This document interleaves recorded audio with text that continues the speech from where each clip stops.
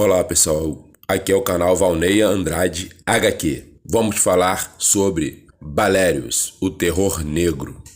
Por volta de 93 DC, depois da conquista, o grande dragão negro finalmente parou de crescer.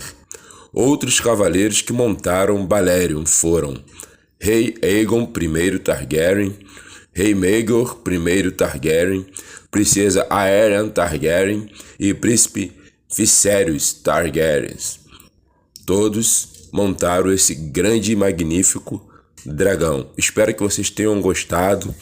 Deixa seu like, se inscreva no canal e nos ajude a fazer com que o canal Valneia Andrade HQ venha crescer cada vez mais. Até a próxima.